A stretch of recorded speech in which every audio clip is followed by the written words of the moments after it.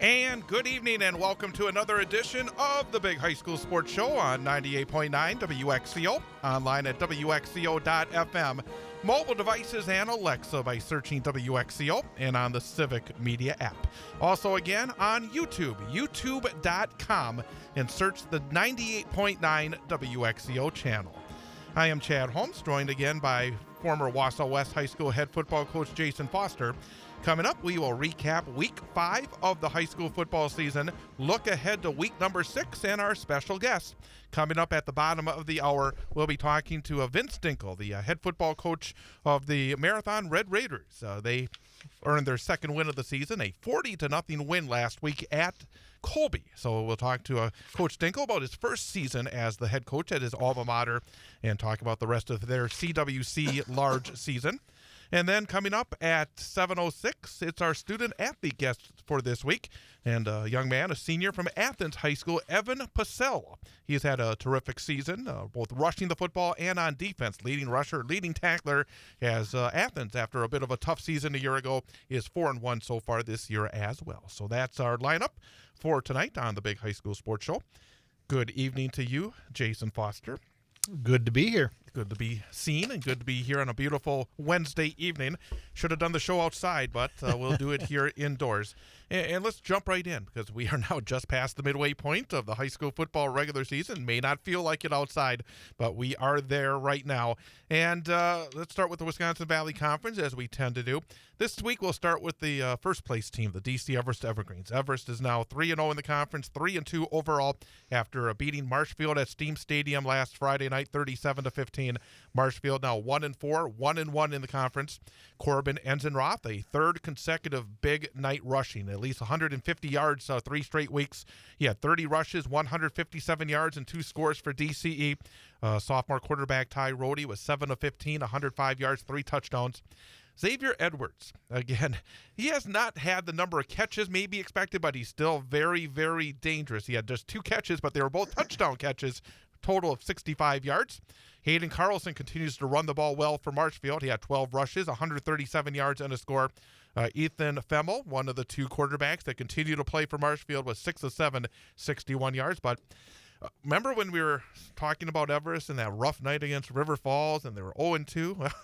They've turned it around pretty nicely the last 3 weeks. Yeah, for sure. And obviously, I would say if Coach were here, he'd be telling us that it all probably starts at the line of scrimmage. And I think, having seen Everest a couple times, that's where their strength lies in that team. They're good up front. Yeah. Once you're good up front, you can do some things on both sides of the ball. When you're able to run the ball, especially with the injury at quarterback and playing a younger guy there, that ability to run the ball and to rush it 30 times. I mean, it's not usually when we get these big numbers and these consistent numbers from these high school running backs, they're popping off big runs and have those 10-yard averages. So 30 carries, 150 yards, that's tough work, and lines opening good holes, and Marshfield plays good defense. So a nice balance there. Looks like with only the 15 attempts, they're still kind of figuring out what they have at quarterback right now, but you hit it on the head when you have an athlete like Xavier Edwards. He doesn't have to catch a lot of balls to have a big impact on a game. So, and again, it looks like their defense had a nice week again as well, holding a team like Marshfield to 15 points. That's good. They appear to be gaining some momentum. And I'm curious to see if they get to a point, because they haven't had the situation yet, to play from behind, to see whether or not the quarterback position does become a bigger factor, because as you said, right now they got the running game going well, got the defense going well, and they've also been ahead in these games.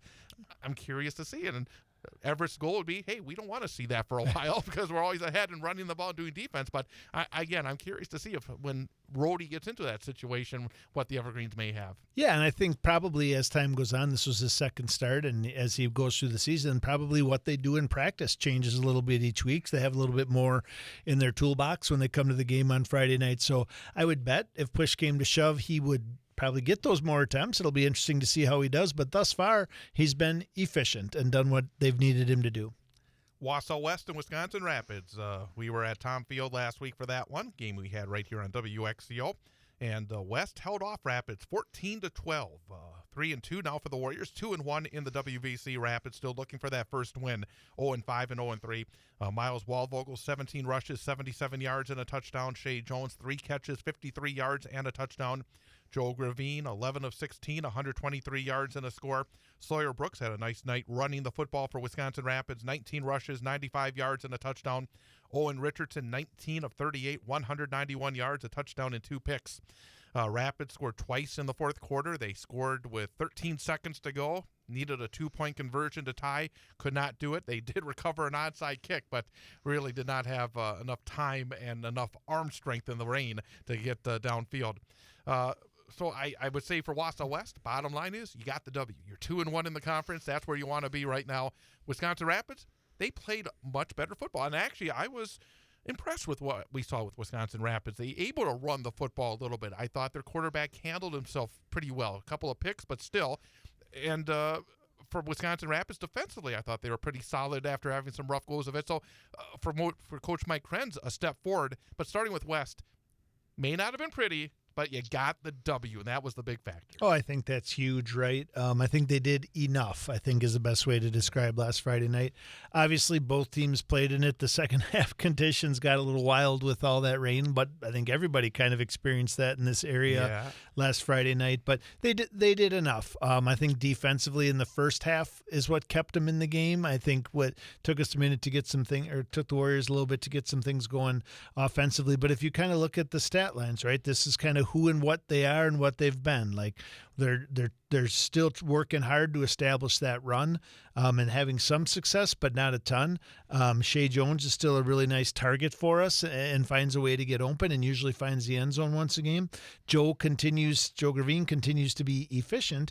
And then, like you said, Coach Krenz, I mean, he has to walk out of that. You're never happy coming out with a loss, but I would imagine there's a lot of talk in that program about establishing their culture, trying to see what their identity is, what the senior leadership's going to look like. And I would have to say they walked out of that game, in addition to being very wet, thinking that they did some things really well. I thought they showed a ton of character on both sides of the football.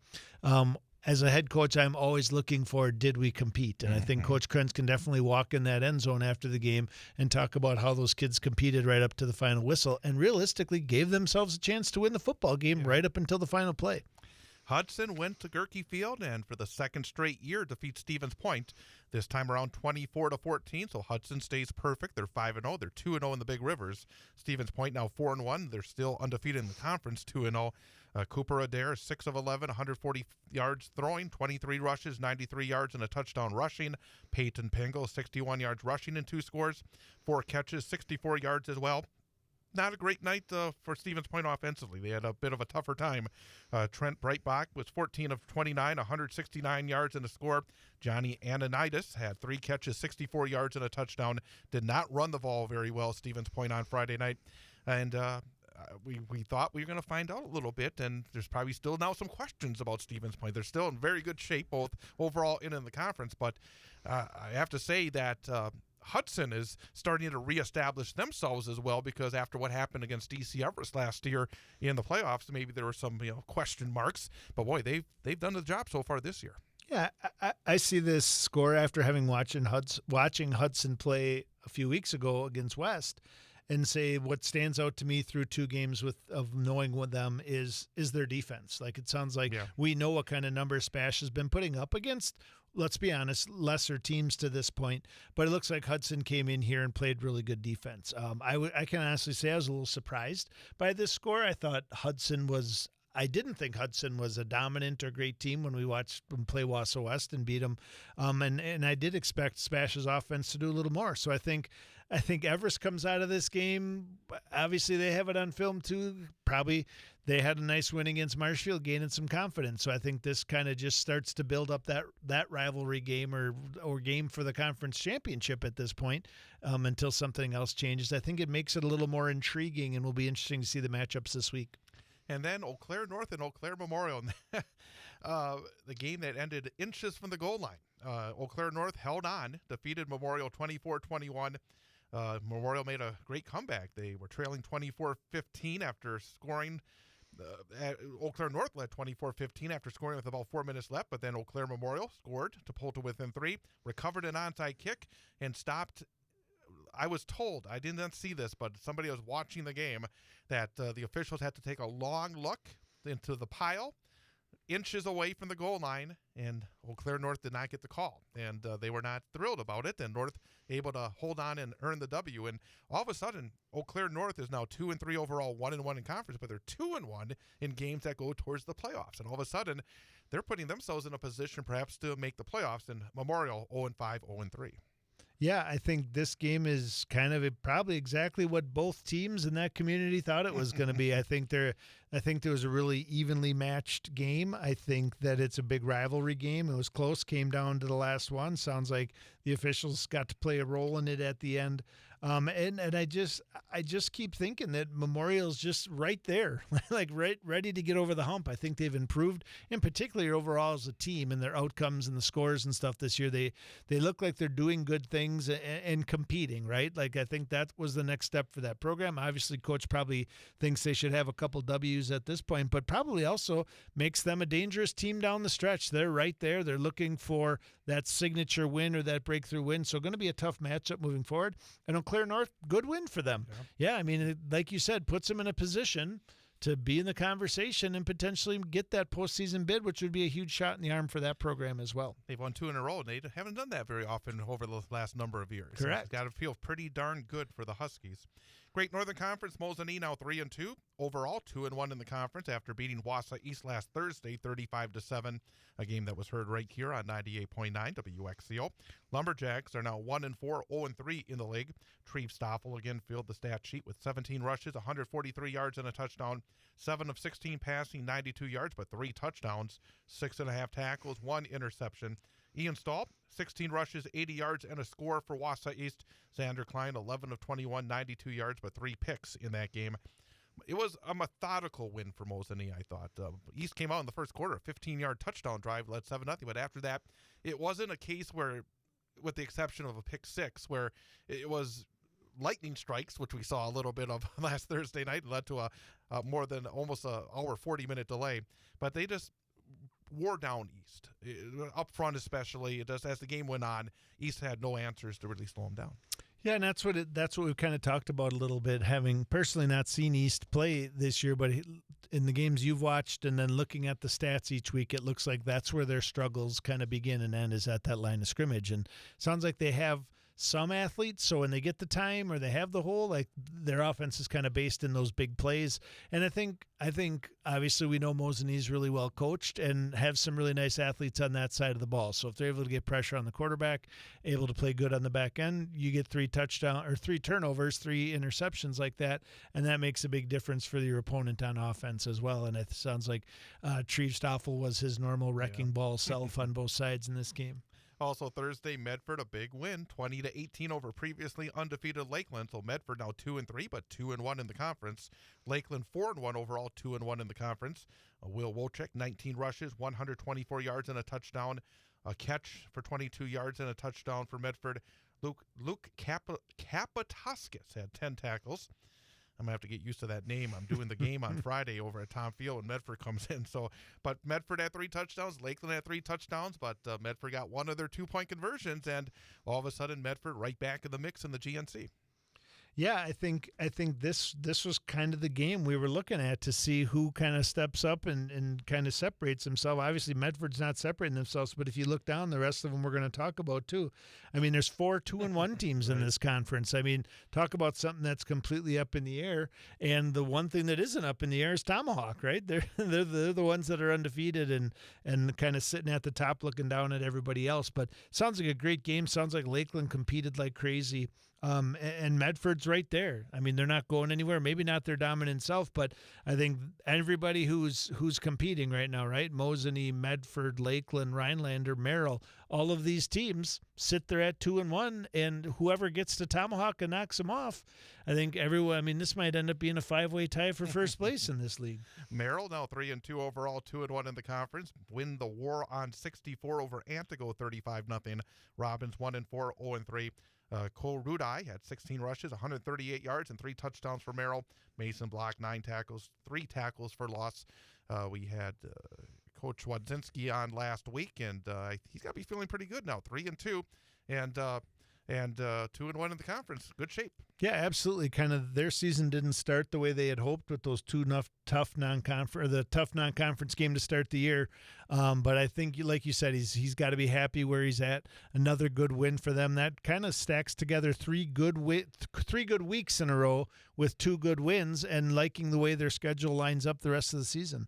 Again, Anago appears to struggle to be offensively move the ball and scoring points. So a tough road for them. Tomahawk, the surprise is the score. 49-7 over Rhinelander. Again, that was played in Rhinelander. Tomahawk stays perfect, 5-0, 3-0 in the conference. Rhinelander 2-3, 1-2 in the league. Cash Olson, 143 yards passing, 2 touchdowns, 68 yards rushing, 2 scores. Tegan Sarazen, 5 rushes, 131 yards. Jet Riley, 2 catches, 75 yards in the score. Rex Riley, 10.5 tackles and a sack. Only points for Rhinelander came on a defensive touchdown. Tomahawk every week proving they're for real. Yeah, proving they're for real and doing it convincingly. They've won close games. They've had blowout games. I think they even had maybe I'm thinking this wrong. I thought they even had an overtime game. Against Whitburn. Yeah, early on. So they found a lot of different ways to win, and obviously it looks like they're continuing to grow that as it goes on. Like you said, the week before, Rhinelander scored 28 points, had a great win against Wausau East, and then they roll into town, they get held to 7 and give up 49. So, yeah, I don't know what that speaks. It's kind of hard to get a gauge on who's who and what's what, but the matchups are kind of exciting each week in the GNC. CWC Large in the Battle of Unbeatens last week. Amherst beat Loyal Greenwood 34-12. 5-0 for Amherst, 3-0 in the conference, 4-1 for Loyal Greenwood, 2-1 in the conference. Don't have numbers on it, but another big win. Amherst has not been threatened in 5 games. They have just come in, and we talked a little bit going into that Loyal High School field. It's a baseball diamond. It's got some dirt out there. It's really I've done games there. It's a little bit of an odd feel over there, but they went in there and they just took care of business. And right now, and of course, Amherst, their biggest game still to come. But boy, they have just been very impressive so far, scoring a lot of points every week. Yeah, I think we've kind of talked a little bit about with maybe some hesitancy really early in the season. Like, is Amherst back, and are they kind of ready to be back at the conference? And I think this week, and they do have big games left, but week by week, they seem to be more and more convincing that they are back, or they are sitting there, and it'll be interesting to see in the big games how things stack up, and then what it looks like in their playoff run. And again, side note to this one, Loyal Greenwood, right? Like a team that nobody probably even talked about or thought anything about. 34-12. I mean, it sounds I don't know. We don't have stats and didn't see it. I think I remember seeing some highlights on TV. It looks like they competed. Like they had some plays, and I think they might even cause a couple turnovers in that one. But obviously, Amherst wins that one coming away and feeling really good about where they're at. Stratford starting to build block by block. It looks like they're again working their way in the conference and obviously trying to make a run in the postseason, as Stratford now has won 3 in a row. They defeat Wyowega Fremont on the road 43-14. So Stratford 3-2 overall, but 3-0 in the CWC Large. Wyowega Fremont 3-2, but 1-2 in the conference. Aaron Knetter had 11 rushes, 102 yards, and 2 scores for Stratford. Brady Berg did not throw a lot, but he was very efficient. 4 of 4, 129 yards, 3 touchdowns. Xander Whistling had 3 catches, 94 yards, and 2 touchdowns. For Wyowega, Carter Bertishaw had 11 rushes, 174 yards, and 2 touchdowns, and was 12 of 22 passing for 68 yards. But we've talked about Stratford. Their defense has been still pretty solid so far this season. Now it looks like the offense is starting to pick up a little steam. Yeah, I think their ability to run the ball, that's obviously a really nice night for them. Efficient in throwing the ball, probably some good-looking play action looks for them with that amount of passing and that amount of yardage. But I think this is it. I think Stratford is starting to stack the wins, but realistically, we talk every year about their ability to stack the wins and lesser teams in this conference, so we're still kind of waiting to see the next big matchup they have, who they are. They won on the road at Wittenberg. Yeah, that is a good point. But then again, Wittenberg this week, they lost at Spencer Columbus 27-8. Spencer Columbus is a first conference win. They're 1-2, now 2-3. Overall, Whitburn now 2-3, 1-2, putting themselves in a little bit of a box here as we get towards the second half of the season. Jack Haper, 29 rushes, 169 yards, 3 touchdowns for Spencer Columbus. It was a 20-0 Spencer Columbus second half after a 1-point Whitburn lead at halftime. 70-yard touchdown pass from Bo Davis to Caden Yeager, the only score for the Chargers. So we've seen some of this from Spencer Columbus this year. They've been more competitive than they were a season ago, and it came together for a big W. Yeah, absolutely. I mean, they have their wins, 2 now. But they've kind of, the other games that had traditionally been big blowouts for them, they've been in those games, when some of them even close. So I would say this probably is a contender for a kind of surprise of the week. Wittenberg being where they're at, probably surprise of the week as well. So they have some work to do going down the stretch. When I saw the score, I thought it was wrong. Yeah. I actually went and I dug because I thought that's not right. It must be Wittenberg won 27-8. So no, that was definitely a surprise. And then Marathon went to Colby, played a late afternoon game on Friday. They moved it up, and Marathon able to knock off Colby 40-0. So the Raiders now 2-3 overall, 1-2 in the conference. Colby 1-4, 0-3. True thirds, a big night, 30 yards per completion. That's always a good way to start. 7 of 9, 212 yards, 3 touchdowns. Added 9 rushes, 52 yards, and 2 more scores. Garrett Bracewell, terrific athlete. Very, very dangerous. 3 catches, 87 yards, and a touchdown. Swain Stencil, 10 tackles. And we'll get a chance to talk to Coach Vince Dinkel here in a couple of minutes. But Marathon, they started off with a 33-0 win over Pittsville, had a couple of really tough losses, games that could have gone either way against Auburndale that went to the last play, and also against Loyal Greenwood, who's obviously off to a good start. So this Marathon team, I think, generally has been, like I say, Spencer Columbus, much more competitive this year. Yeah, I think obviously, like you said, we'll talk to Coach about it, but I love hearing about what's changed, what's different, right? What is the mindset? What's the attitude? What's the mental toughness these guys are bringing? And one of my favorite parts of getting these stat sheets each week, excuse me, is looking at truthers numbers. I mean, truthers, Treve Stoffel, as we go through these big players for these, and what a special young man he is, athletically and talented. And so looks like another fantastic night for him. And when you see his success and pairing it with Garrett Bracewell and the type of athlete he is, so I think it's athletes like that in a new system, I think it definitely gives you the opportunity to win week in and week out. Merriwood CWC, Edgar over Pittsville, a game that was postponed Friday, played on Saturday, 40-0. So Edgar 5-0, 3-0. Pittsville 1-4, 1-2. Tucker Strite 6 of 11, 113 yards and a touchdown, 10 tackles, an interception. Landon Lukasko 4 rushes, 111 yards, a 29-yard touchdown reception as well. Dalton Darr for Pittsville had 19 rushes, 72 yards. Edgar, of course, they played early against Stratford, have not really been challenged in state games. They had that game against the team from Illinois that was a last-second field goal, defensive struggle. But one thing that jumps out, even in that game, Edgar's playing defense. Yeah, I was going to say Coach Sins was happy again. They pitched another shutout. But yeah, I think that's who and what they are. They're kind of their signature. I don't know who slows them down in conference play this year, and so it'll be interesting with them bumping up and playing in that Division 6 this year, what the playoff run looks like for them. 4 wins in a row for Abbotsford. Falcons win at Assumption 36-6. Abby now 4-1, 3-0 in the conference. Assumption 2-3, 2-1 in the conference. Chase Boulder 7 rushes, 113 yards, 3 touchdowns. 41 rushes, 294 yards, 4 touchdowns as a team, which is actually a little low for Abbotsford sometimes when they win. Camden Martin for Wisconsin Rapids Assumption had 4 catches for 79 yards and a touchdown, but Assumption could not run against Abbotsford. Had 64 yards on 24 rushes, 2.5 yards average as a team. So when you look at it, when you run big and you stop the run big, that's a great start. Good foundation to win football games. Yeah, I would imagine Coach Nat Miller was very happy with that effort. And like you said, what are the 2 key components? You play well up front, which allows you to stop the run and run the football. And looks like they did that last week and kind of still rolling with their run game. Pacelli got their first conference win, 27-20 at Iola Scandinavia. 2-3 for Pacelli, 1-2 in the conference. Iola is struggling with injury this year, 1-4 and 0-3.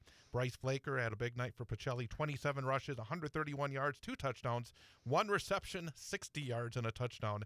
It's got to be frustrating for a team like Iola. It's been traditionally a pretty good program to fight through injuries, have some of your best players, and now last 2 weeks they lost in overtime against Assumption and lose a 1-score game, and you think, man, if we just had that Yep. little bit of extra, that's got to be frustrating, especially for the coaches who see these kids who are standing on the sidelines wanting to be out there, and you're just so close. Yeah, absolutely frustrating for those programs. But if we look at the CWC large and small, and we look at the teams we're talking about this year, who in years past have kind of been for sure in that bottom 3 or 4, and these other teams like Iola, Pittsville, some of these other ones that we kind of felt were on the cusp of taking that next step and getting there, and it's kind of the roles have been reversed a little bit this year. And finally, feel bad for Bark River Harris. They made the trip. I saw on the highlights on Friday night. They were waiting. They never got to play. They made the long trip from the UP, and they had their game against Auburndale canceled. Yeah, that is tough. That is tough. You get 9, and when you lose one of them like that, you lose it due to forfeit in the first place, and you find a replacement. So, yeah, real tough luck for them. We're going to take a 1-minute break and then come back and welcome our first guest for tonight, the head football coach of Marathon High School. We'll talk to Vince Dinkel coming up next here on the Big High School Sports Show on 98.9 WXCO.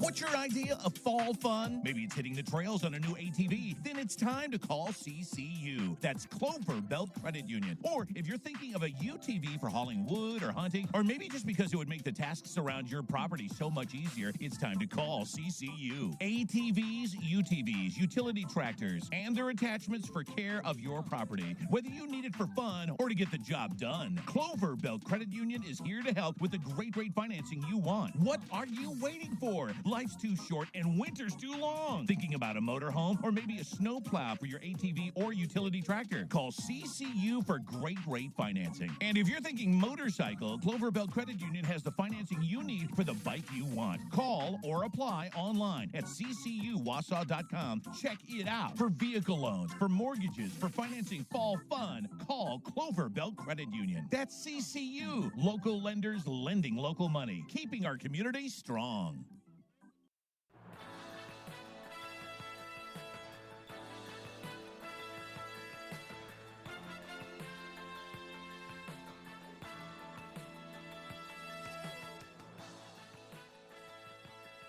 And welcome back. It is the Big High School Sports Show on 98.9 WXCO, online at WXCO.FM, mobile devices and Alexa by searching WXCO, and on the Civic Media app.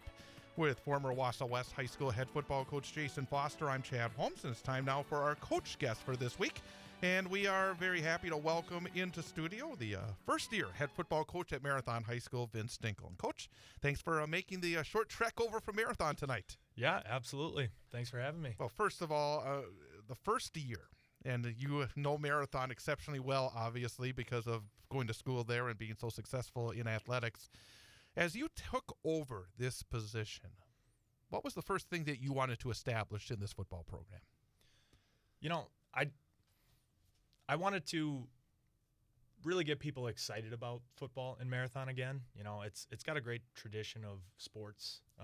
Yeah. And you know, I want kids to be excited. I want parents to be excited. I want, you know, a lot of enthusiasm and you know, positive spirit around the sport of football. And you know, so far and people that I've talked to, I think doing a pretty good job of getting people excited again about football and Marathon, and I'm very, very happy with the progress we're making there. Yeah, and I think I'm hearing the same thing. I think there's a lot of people excited, and I think you hit it on the head. And kind of where I was going to go with my question is Marathon is a very proud sports town, right? You take people from Marathon, and I love all the rivalries with the people down the road over the years and all the different sports. So what that was your goal. What have you done to achieve it? Like, when were you hired? What was It was around March. Okay. So when you started in March, what did the spring and summer look like before you got to camp? What were some of the first things you did? Well, first of all, establishing, you know, my face so parents know who I am, because I don't work for the school at all. So I've been an assistant coach for the past couple of years, but stayed kind of behind the scenes. So, you know, getting my face out there, letting people get to know me a little bit, and then, you know, telling them I'm here for communication. I'm here to help your kids achieve what they want to achieve, and I'm here to foster excitement about football. So Awesome. Has anything surprised you? Because jumping into the role as the head coach, and I know in talking to coaches, it's often not the things on the field that cause maybe the biggest headaches. It's the dealing with all the other issues. Has anything surprised you in your first go around here as the head football coach? No. We've got a lot of great kids on the team, so there hasn't been any, oh, my kid should be playing more, my kid should be doing this, and I have not had to deal with any of that so far, and it's been awesome. But shout out to the marathon community because it's filled with a lot of great people. It's been very easy, I think, and shout out to our senior class too. It's filled with a lot of great leaders, great competitors too. They want what's best for themselves, and they want to succeed and achieve. And they set a great example for the rest of the kids too. Yeah, tell us a little bit more about them. Give us some names. Tell us who the leaders are. Obviously, we talk about guys like Truthers on here every single week with the incredible things he does and all the different sports he plays as well. But so talk about True, but talk about who are the other guys? Maybe the ones we don't hear quite as much about or have fill up the stat sheets, but have made a big impact in the program. Yeah. True is an exemplified leader. He's everything you'd want in a leader. He's great to have on the team, but Cassius Ninnebuck is another guy who's maybe not as outspoken, and he plays on the offense and defensive line, so doesn't get that shine, but he's the same way. He's a great leader, a great influence for everybody. Another guy is Drew Wolfel. He's another guy who's had success in multiple sports and didn't play at all last year because of an injury, and so it's been great having him back, being involved, and he's really helped the team this year. Landon Snyder is another guy. Landon is a little bit of a bulldog mentality. He's a little bit undersized. He's short, but he's strong, and he's not afraid to stick his nose into things, and he's also a great competitor. And then we have some underclassmen that have really stepped up as leaders too. Landon Hilgart is a name that comes to mind. Garrett Bracewell is another guy. So just a lot of kids that the rest of the team can look up to as an example of how do I carry myself as a player, how do I approach getting better and improving. And so there's more guys I could name. Those are the top guys that come to mind. So often the families have this line in these communities, and I know a lot of the names, but you see a lot of them. And you mentioned like being a bulldog with Landon Snyder. I remember covering his mom's games when she went to Newman and won state championships on the basketball court. She was a leader. She was a bulldog. So, and I mean, it's amazing. And I know at communities like Marathon, it is truly a family tradition, isn't it? Oh, absolutely. Yeah, there's not very many of them anymore, but there's still a kid on the team I went to high school with his sister. And so, yeah, it's very tight-knit. Let me ask you about the season up to this point. You had two really big wins, 33-0 against Pittsville to start it off, and then 40-0 at Colby last week. And then in the middle, you had a couple of games that were probably, for a coach, the ones that keep you up at night. Auburndale is always so good, and it's such a great rivalry in all these sports with Marathon, and a game that went right down to the wire, and you outgained them, but unable to get over the hump. And then against a loyal Greenwood squad that looks to be much improved this season with their performances. What did you take away from the wins where you were dominant? Because that has to be feeling good that, hey, when we are rolling, we can really take care of business against some programs that in the past have not been that easy. And then what do you take away from those kind of games, especially early in your coaching career, those games that you think, man, there's probably one play here or one play there that instead of being 2-3, you could be 4-1 and not have your hair fall out too early in your coaching career? Right. Well, football is a game that comes down to it. The outcome can be decided with 2, 3, 4, 5 plays, and it's that close every single week. And so, in those two games against Auburndale and Loyal, and those two teams are good teams. Mm-hmm. They're going to be in the playoffs, and they're going to be making a push in the playoffs. And so props to them. But we played with those teams. We played well enough to win those games, but we shot ourselves in the foot. And so it's a lesson that you got to play each play one play at a time. You can't get too ahead. You can't get too down on yourself. But there's going to be some adversity that you got to fight through, and keep pushing forward and keep gaining momentum and trying to steal that momentum back. In those 2 games, I thought our kids did a great job of sticking with it and not getting too down on yourself, understanding that, we're not out of this game. We still have more minutes to play and to keep fighting. And they were great lessons because, you can't beat yourself, and you gotta take care of. You got to do your job, and you got to control what you can control. So, and those are kind of the wins within those losses, right? Those are the things that you learn that make you a better team moving forward. You learn from your mistakes, and also gives those athletes the opportunity to learn some life lessons too, right? Like what am I going to do after this tough play or after this tough loss? I also love each week when we talk to the coaches is drawing the parallels between what happens in high school football and what happens at the college level and at the NFL. I mean, I feel like the last couple minutes when you were talking there, we could have been talking about the Green Bay Packers, right? Like their loss to the Browns last week. I mean, it was the same things happening to guys who make millions of dollars a year. The mistakes they made at tough times, it came down to probably 4 plays in that game, and it was the difference between winning and losing. So very, very, very interesting parallel there. My kind of follow-up with that one is, too, like we've talked a little bit about marathon tradition and what a great community and strong it is. You've had a very successful sports career there as an athlete and then went on to play college football up at Midget State. Who are your mentors? Like when you look right now and you're kind of blazing your trail and who you're going to be, but who do you model off? What good things do you pick from the coaches that you had over the course of your career? Well, my football coach when I was in Marathon was Todd Stoffel, who's over in Mosinee right now.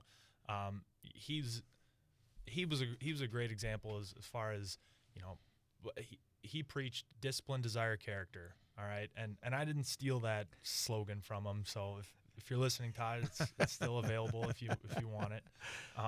But it's that mentality where, and I've kind of adopted it for myself as chase greatness, be gritty, and give your maximum effort. And, so Todd has been a great influence, and I still see him around Marathon every once in a while. So it's always fun chatting with him.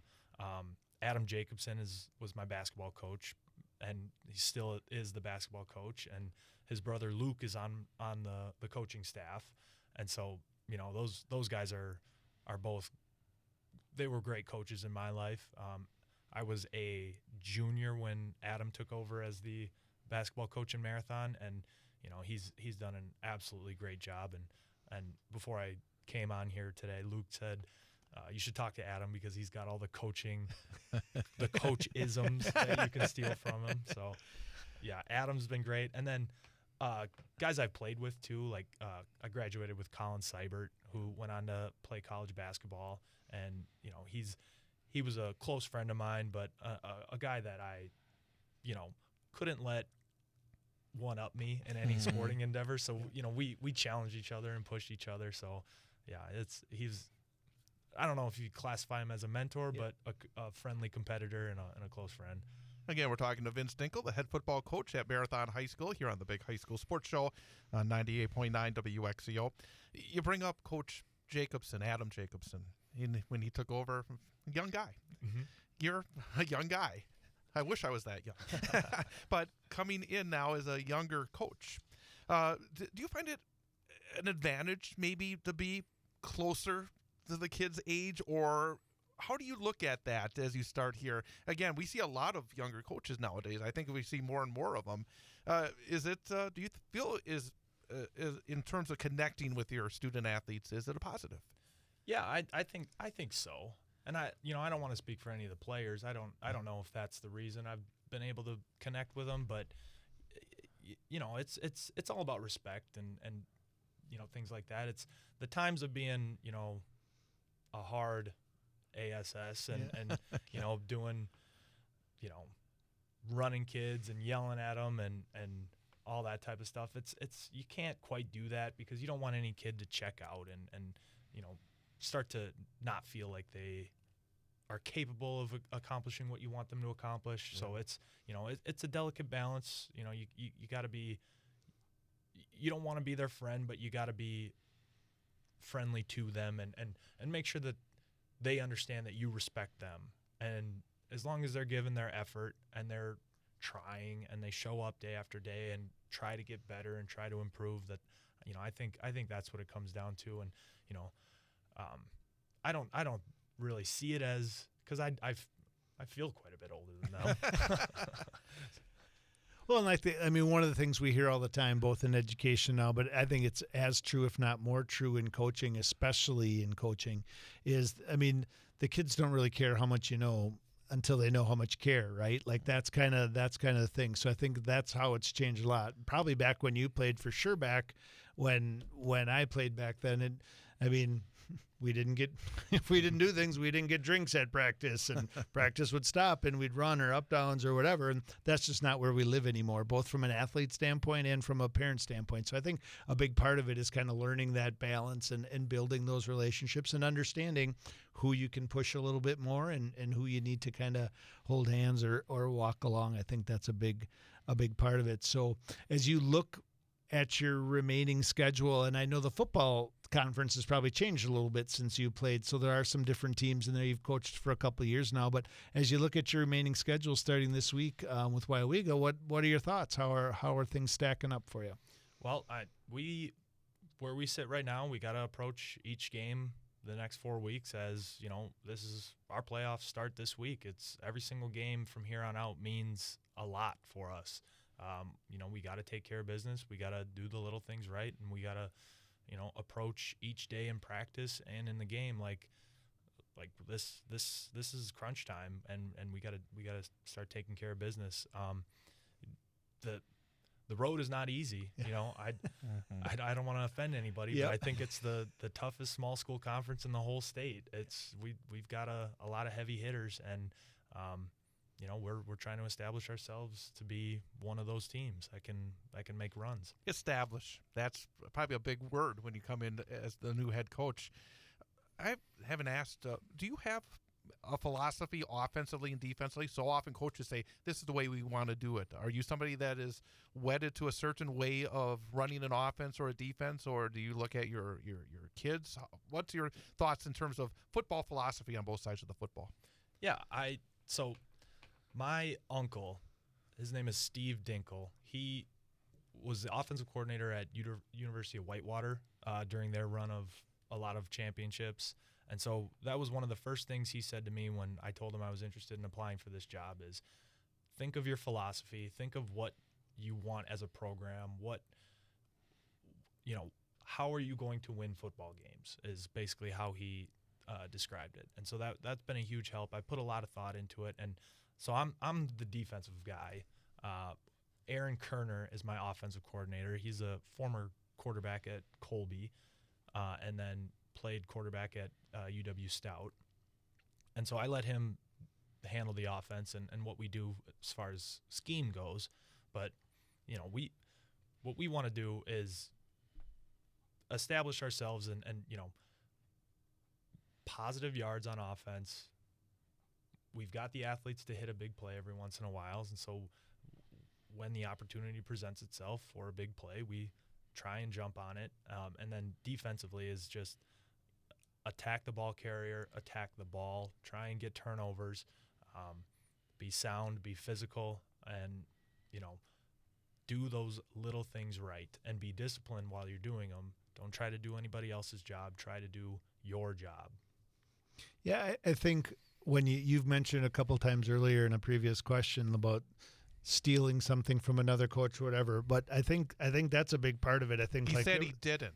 Well, he's lying because at the end of the day, and one of the things I love about the show is hopefully parents are listening and they can get a little insight into what it's like to be a head football coach. But there's not much out there that's new, right? When you talk X's and O's and offense and defense, like nobody's recreating the wheel. You're trying to do maybe what you've done in the past, but what somebody else has been doing for years, and you try to become really good at it. So the kind of the nuances of coaching are what you talked about, right? Kind of establishing that mindset. What is the attitude of our team? What is our approach from play to play, from series to series, from offense to defense?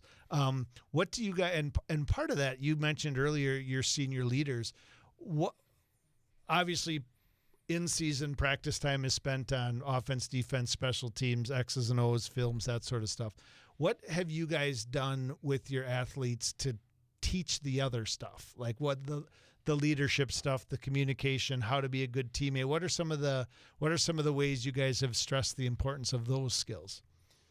Yeah, it's really just, when someone's not doing it the right way, call them out, hold them accountable, all right, and correct it when it happens. And then just vice versa, when somebody's doing it the right way, just give them kudos, give them shout outs, make sure the rest of the team knows, hey, that is how we want it done.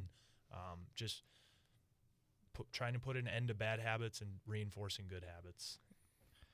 How much fun is it to come back after a 40-0 win against Colby? That's a good program. That's always a good program.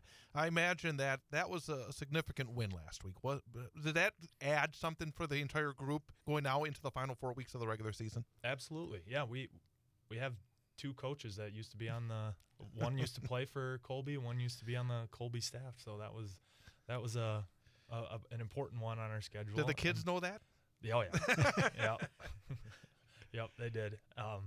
And like you said, Colby's got a great team, and they dealt with some injuries during our game. So the score is what it is, but they run a great program over there, and they're a tough team and a lot of young guys, so they'll be back in the near future. When we talk about each season and doing the show, and Chad used the word before, kind of establish yourself as a program, and then when you apply that to the conference, where do you sit? So we spend a lot of time talking about in the CWC large and small, right? You kind of have traditionally Stratford sitting at the top where you guys, and then for years now, it's kind of been Amherst and Stratford, and then Wittenberg Burnhamwood's kind of been there. And then from there, we kind of talk about who's in the middle, who's at the bottom, and who's trying to get there. Like, that's a big part of where you're at as a program, right? Like, trying to figure out taking that next step. And what we've noticed this year is some teams who we felt have kind of been strongholds or maybe trending in the right direction are not. And I think you guys are kind of, I feel like in the opposite of that, like, a lot of injuries last year, new program, new staff, kind of trending in the right direction. Is that something that you guys talk about, is where you want to be in the conference and who it is that you want to be able to compete with when it's all done? Yeah, and like the messaging too is like the experts say whatever they want to say, and the kids, it's up to the kids how good we want to be. Everything really comes down to them.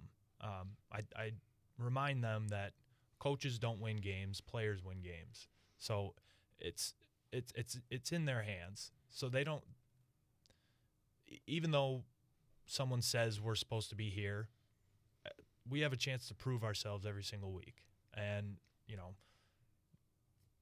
we try to do our best. We try to do our all of our little things correctly. And, we prepare throughout the week like we're going to win. We approach pregame like we're going to win, and then we play the game. And at the end of the day, the scoreboard tells us what happened.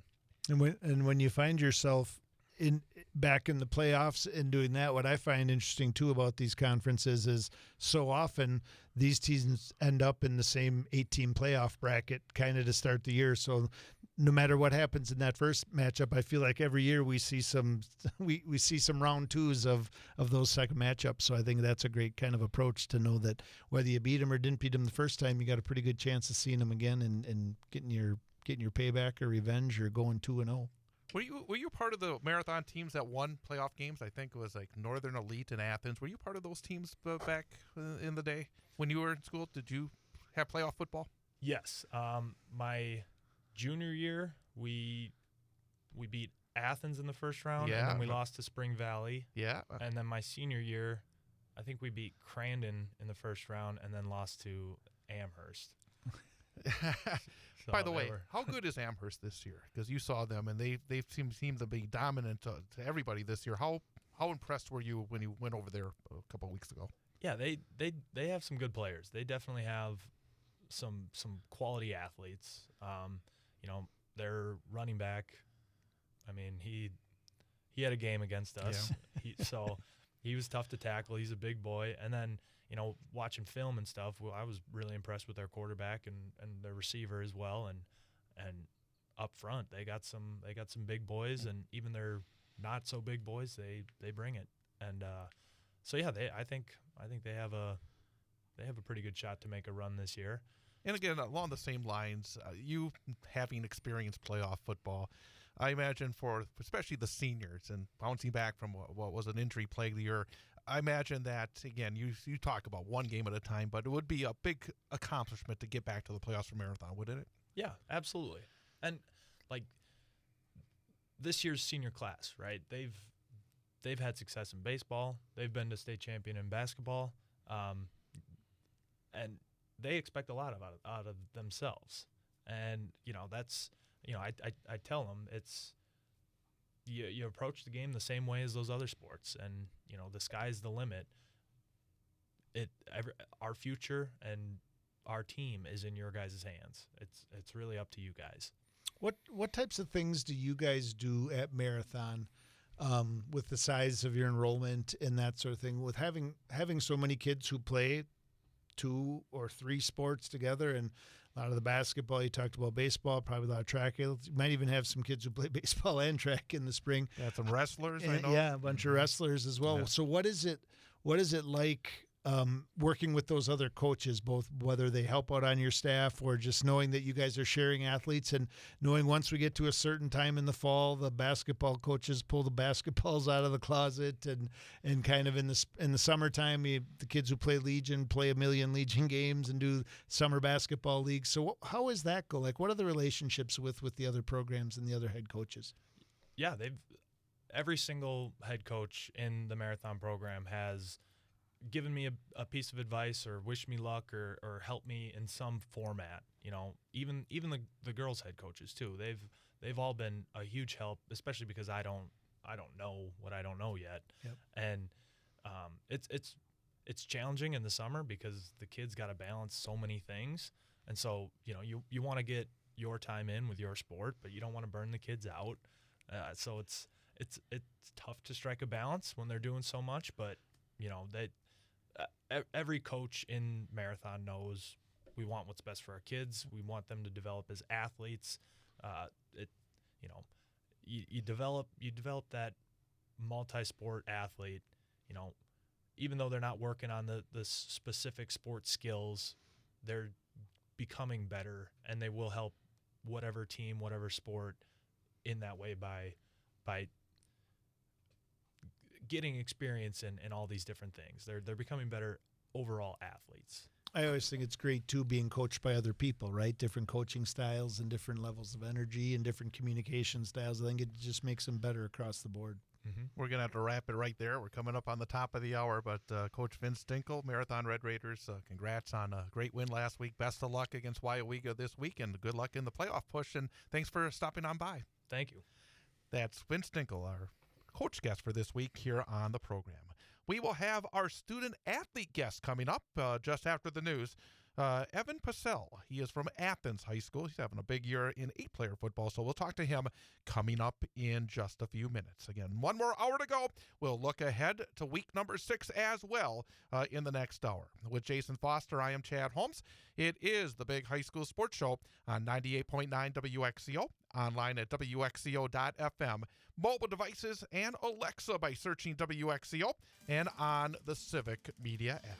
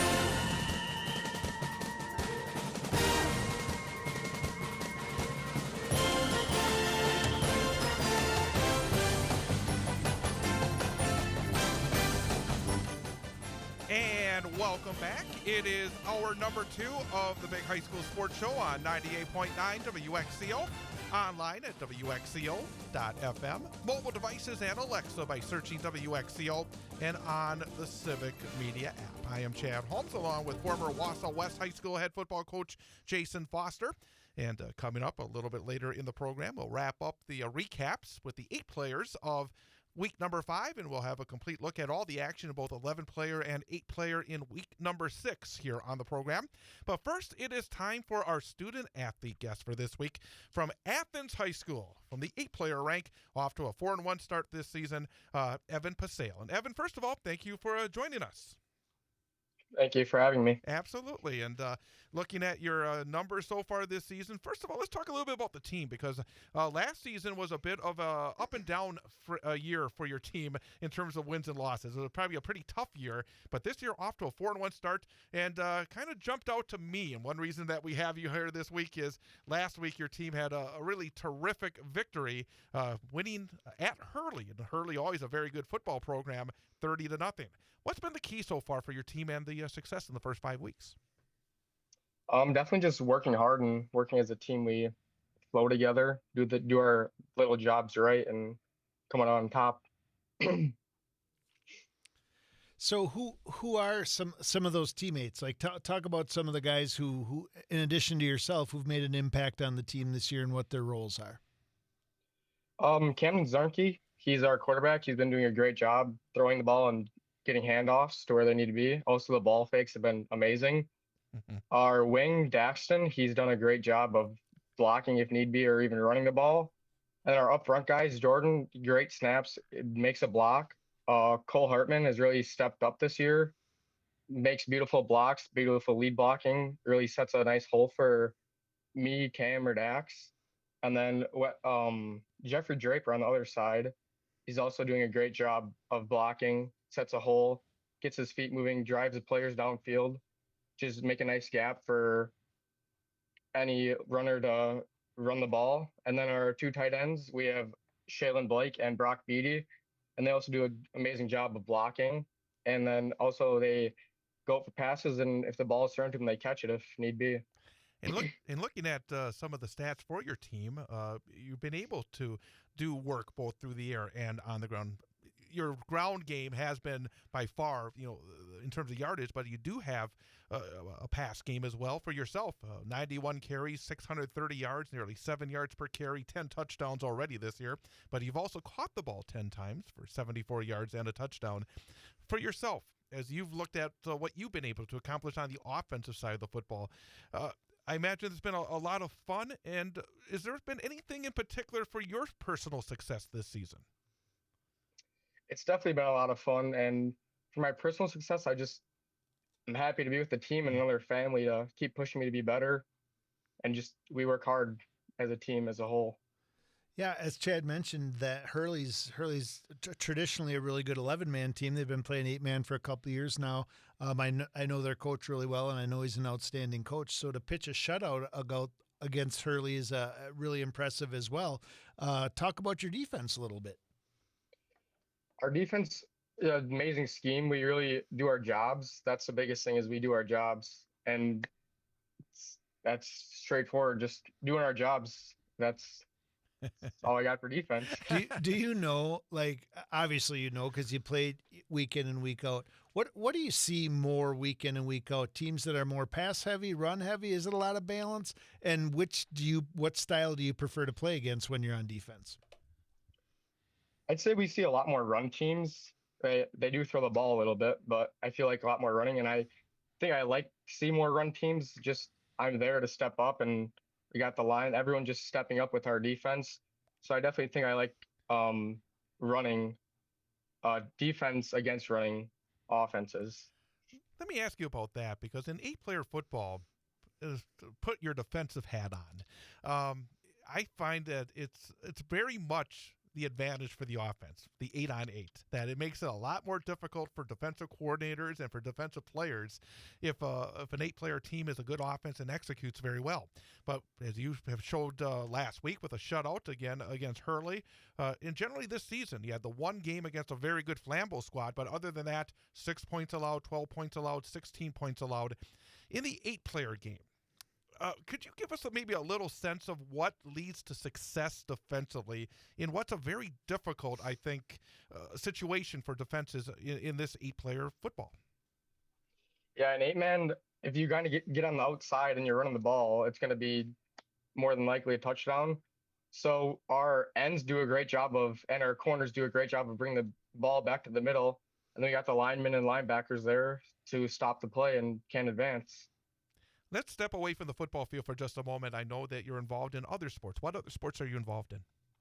I do wrestling and baseball. Do you have, I always like to ask with the wrestlers, do you use some of the same, I think technique is probably the wrong word, but is there some of the same maybe mentality that you have on the mats that you take to the gridiron? Definitely. You want to go in there and win, take them down, be the aggressor, get your job done. Some of when I used to coach in the style of defense we played, I had some really good wrestlers who played kind of those strong safety or outside positions, and I used to love watching them tackle. I used to love their hand position on the tackle and watch cup those hands on the back of the hip when they're tackling, just almost the same way they do when they're doing takedowns. So I definitely hear what you're saying there. In kind of talking a little bit more off the football field, in school, what is your favorite subject? What do you like to study, and what are you thinking about doing when you're done with high school? In school right now, I'd say definitely my English class is my favorite. It's just fun with the teacher, and I'm learning while having fun, so it makes it enjoyable. And then future down the road, I'm thinking about going to criminal justice and be like state trooper. All right, you got to give your English teacher a shout out here. Who is the guy you like, or guy or Mrs.? Who's your favorite teacher? Miss Wilker, she's a great teacher. Awesome. When you aren't involved in all your sports, when you're not involved in your studies and maybe family time, what do you like to do for fun? What do you do to get away from it? If you need maybe a mental break or just want to have some fun, what do you like to do? I definitely hang out with friends, do that a lot, like going on the boat or just hang out with them, do anything. I also like to hunt a little bit here and there. And then I play my PlayStation or even games on my phone just to make some free time for myself and friends.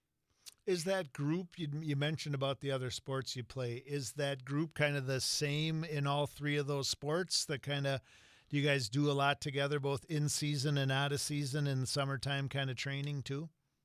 Yep, like I said, boating. That's usually my football squad that I go out with, and then a lot lifting. My football squad, we go lift together, and out of season work, we work together to get better. How deep have you gone in wrestling? Have you made deep runs? Have you been able to get to state at this point? How good are you on the mats? I have not made it to state. I made it to sectionals my freshman year, and then I did not really show too well in regionals my sophomore and junior year, but looking forward to making it to state this year. Going to work hard in wrestling. What's your weight class, by the way? Right now I weigh 150, and I think I'm going to cut down to 138. Okay. Jason? The coach will be okay with that now that football's over, going back down to 130, or once football is over, 138. One of the things I like to talk about, especially when we get our 8-man student athletes on, is the conferences are a little different than they are probably for your other sports, and you see maybe some teams you don't always see. In football, who are your favorite rivalries? Like, what is that game on the schedule that you circle and look and say, these guys are the ones we're going to beat. These are the ones I know the best and really want to make sure we come out of there with a win. Well, now obviously, since we lost to Flambeau, I want him back. I want to play him again. Otherwise, Schwamigan, we play them this week, and that's a game that we want to win. That's our homecoming game, so we definitely want to win and come out strong. Every game, I want to play every game, come out on top in every game. Do you have a favorite rival in wrestling? Either personally or school-wise? I don't think so. I just want to win. That's what I'm out there for. Speaking of football, because now you're 4-1, This year, the 8-player playoff is expanded to 32 teams, so there's more opportunity there. Is that something that your guys, in the back of the mind? Because as I know Coach Foster would say, you can't be looking that far ahead. But is that something that's sort of out there, the excitement of perhaps making a playoff push on the gridiron? Definitely. From the beginning of practice, we've said we have opportunities to be great. And then on practice field, we work hard, and in games, we work hard. So we're going to keep going game by game, day by day, working hard at practice to look forward to playoffs. Just keep working hard to get there. You talked a little bit there about team goals, and obviously a big part of setting those and what you do in the off season and preparing week to week is the coaching staff. Talk a little bit about your coaches and the different styles that they have, and not who your favorite is, but tell me about what it's like offensive, defensively, and your coaches from sport to sport at Athens. The head coach for football is Mr. Detom, Coach Detom, and he does a great job running the. He's also the offense coordinator. He does a great job of running the offense. Has fun with us and makes us work hard. And we have Coach Steinke, runs the defense, and the schemes every week are great. Set up perfectly to stop our opponents. We also have our special teams coach, Coach Thurs, does a great job with setting up how we're going to return the ball or kick off the ball or just our setups. For our wrestling, we have our coach, Garkey. He's been a coach for a while. He was a state champ back in the day. He really pushes us really hard. He makes sure that we're in check mentally, make sure we're prepared day to day. And then our coach for baseball is Coach Detom again. He just likes to have fun and push us to be great. You get so many opportunities. Sometimes it's fun to talk to kids who go to the smaller schools, but you get so many opportunities to be in multiple sports, and in your case, to play two ways in football. I imagine that it's a lot of fun to have those kind of opportunities at a place like Athens. Could you talk a little bit about Athens athletics and those opportunities that you do have? Yeah, I love playing both sides of the ball. It really makes me work harder at practice because I know I'm going to be out there and I have to show for it. And then I love that I still have to work hard in any sport that I play, even though there's less people to play, but I still work myself to be the best on the field and challenge other people. And then I hope that other people keep coming out so more players push each other and push me. You mentioned that this week's a big game against Chequamegon, and you also mentioned that it's homecoming. As a head coach, when you hear the word homecoming, you get a little nervous, you shudder a little bit because there's tons of distractions.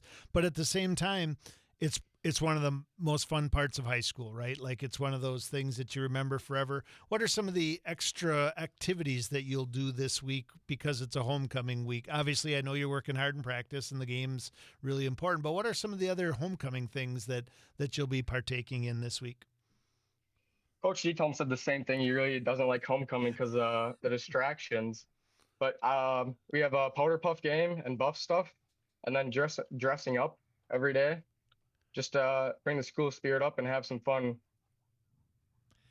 You have this week against Chequamegon. You have a very tough game coming up next week against Phillips, who's only lost one game so far this year. And then Rib Lake, who I think put up like an 80 spot or something ridiculous last week. When you look at your team, there's been a lot of good to win 4 of the first 5 games. Where, though, do you think that your team needs to be better to take that next step, to be not only competitive in your final 3 regular season games, but to be able to make a run when the 8-player playoffs get underway? I definitely say mentally, we have to get stronger. We just, in general, got to get stronger mentally to believe in ourselves so that we can do great. And then, obviously, the backs have to read the holes better. QB's got to read the ball better, know where to throw it, know when to take it. And then the line's got to block better, move their feet, get their butts to the hole, create a gap. Everyone can work on something. Defensively, we can attack the ball better, flow to the ball better, do our jobs better, know where we're supposed to be. Along the same lines, could talk about the 4 wins that have been so impressive. What did you learn against Flambeau, a team that is one of the top-ranked teams in the state right now, and another team that you could face down the road? What did you and your teammates learn in that game, that the only loss you've had so far this year? Definitely learned that we can't give up and we got to keep playing. We got to come out strong and believe in ourselves. Make sure we hit hard, be physical right off the bat. And then even if one of the starters come out, get hurt, the player that comes in has to step up and replace them and try their hardest, do their best, and still believe in the players that are on the field. You've did a great job in the last 2 questions, kind of talking about what you need to improve on in both. What do you need? What were the challenges against Flambeau? As a senior leader on this team with your 3+ years of experience now, what is your leadership style, and what do you feel your role is as a player as compared to a coach, in order to help kind of fill those holes and improve on those deficits and make sure you guys are as good as you can be moving forward? What is your leadership style? I like to push the team and I like to have fun. If someone's down, I like to be there to pick them up. I like to be friends with everyone on the team. Definitely push them. If I'm down, I hope that they're going to pick me up. And if they're down, I'm going to go pick them up. And then if they make a great block at practice, I'm going to be right there to tell them that was all theirs. They did that. If there was a great handoff, that was my quarterback. That was Cam's. That was Cam's ball right there. If there was a good throw, I like to let the quarterback know and whoever's catching the ball know.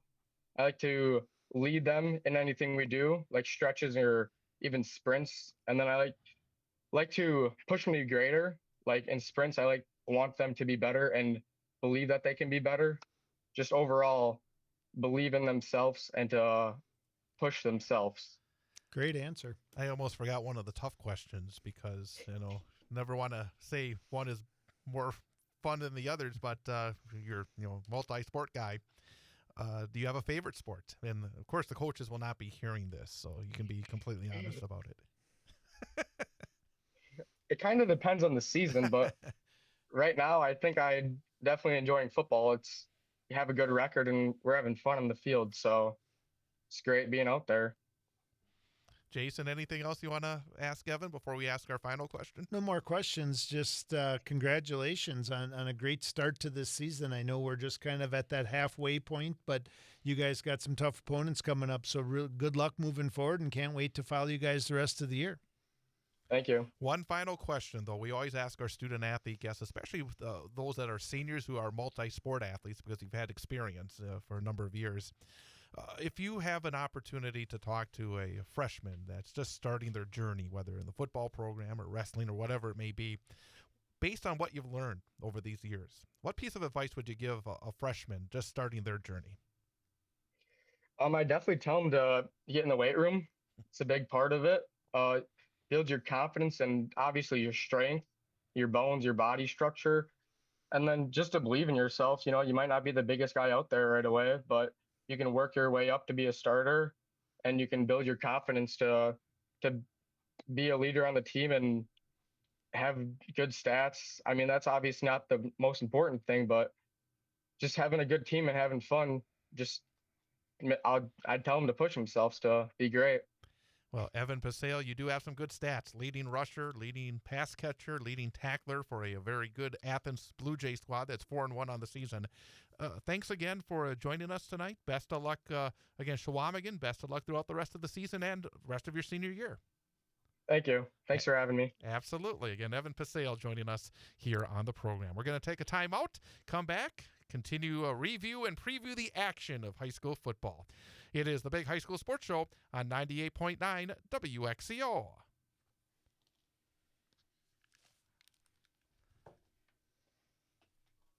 I'm Chad Holmes, join myself. Are you passionate about local high school sports? So are we. WXCO Evan, thank you very much. 98.9 FM is proud to be. Thanks for having me. Absolutely. And again, good luck the rest of the way. Coverage of high school sports, game after game, season after season. But we can't do it alone. We are currently seeking local sponsors and community partners who believe in the power of sports to bring people together, inspire youth, and energize our hometown pride. Promote your business, support our local athletes, be heard by thousands of loyal local listeners. If your business is interested in supporting live sports broadcasts while gaining valuable exposure, now is the perfect time to become a WXCO sports sponsor. Message us on our Facebook page or call or text our sales rep, Aaliyah, at 608-573-1597. That's 608-573-1597. Let's keep Wausau High School sports on the air together.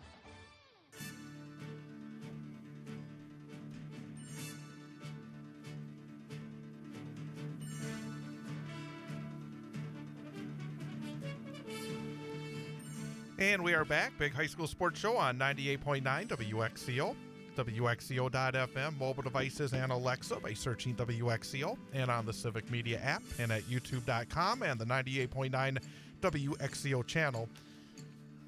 I miss Ian. I like when he pushes the buttons. I'm pushing all the wrong buttons going into that commercial, but he'll be back next week. He is doing a final rehearsal for the show choir that's at the Grand Theater this weekend. So folks can go see Ian and the rest of his group as the center stage band and show choir at the Grand Theater Thursday, Friday, and Saturday night. So I said, okay, you can go to your final dress. I will handle it myself tonight, but he will be back next week. That's fantastic, and good luck to Ian this weekend. Absolutely. Thanks to our guest, Evan Pasale from Athens and Vince Dinkel from Marathon. And it's interesting because I did ask Coach Dinkel back, because I knew that they were in the playoffs. I remember doing the games, actually, the Athens game. And it shows how things changed, because back then, Athens and Marathon were in the same division. And now Marathon is still doing what they do. Athens is doing what they do in the 8-player game. Things don't stay the same in high school sports in Wisconsin, do they? Especially in this era where there's such an ebb and a flow for enrollments in these programs. This change all the time. Yeah, I can definitely relate to that. When I first got to Northland Pines back in the early 2000s, we were in the Lumberjack Conference. So Park Falls, Phillips, Tomahawk, we played all of those. That was our conference, Lakeland, and to kind of see. I mean, Park Falls was Park Falls. Now they're Shawamigan. Yeah, so a lot of change and ebbs and flows as it goes. I think you're absolutely right. What did you think of Coach Vince Dinkel? It's always interesting, a first-year head coach, and again, a younger guy. I mean, he hasn't been out of it that long. And you said he went to play college football. I remember when he was a player, he was just he was tough to deal with for other teams as a receiver. He's a big, strong kid back then. Starting his new career, you've gone through it with multiple schools. I thought he's brought a real, I think, positive energy to Marathon this year. Yeah, I think there's a lot of different ways to do it, right? When we've looked in the Valley and talked about the hires that have happened there. There's been quite a bit of turnover in the last few years, and there's a lot of different ways of doing it, right? Like you bring in at a big school like Spash, you bring in somebody from a small program, and you wonder how they're going to do. But I definitely love the idea of a community like Marathon bringing in an alumni, and not just out of nowhere, right? He's been there, and I think one thing I've learned about the Marathons, Edgar Stratfords of the world, is that community pride. So I think that plays a big role in that hire.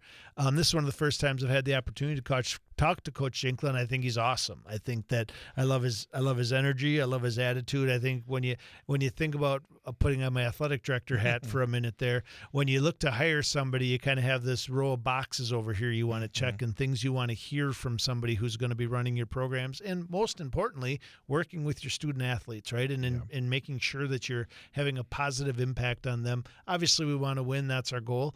But to make sure you're developing young men and emphasizing the important things. And he kind of checked all those boxes as he went through and talked tonight. I think Marathon is in good hands, and it sounds like he's got a really good young staff around him too.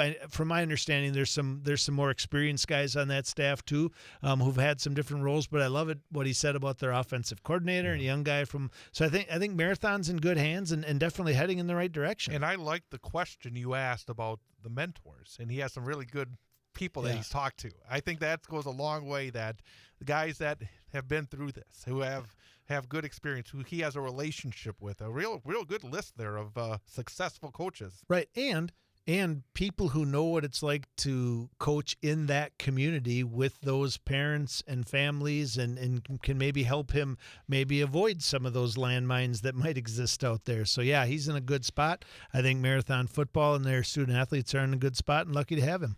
Let's talk about the 8-player from last week. CW8, Marion Tigerton, still undefeated in conference, 4-0, 4-1 overall. Knocked off Newman Catholic 48-38. Cardinals now 3-2, 2-2 in the conference. Braylon Milkey, 26 rushes, 340 yards, 5 touchdowns for Marion Tigerton. Griffin Pent had 7 catches, 107 yards, and 2 touchdowns for the Cards. Michael Fox came on for an injured Quincy Fender at quarterback. 7 of 9, 95 yards, 12 rushes, 78 yards, and a touchdown. Everett Pent, 11 tackles. I think people that don't know what's going on will say, oh, that's an upset.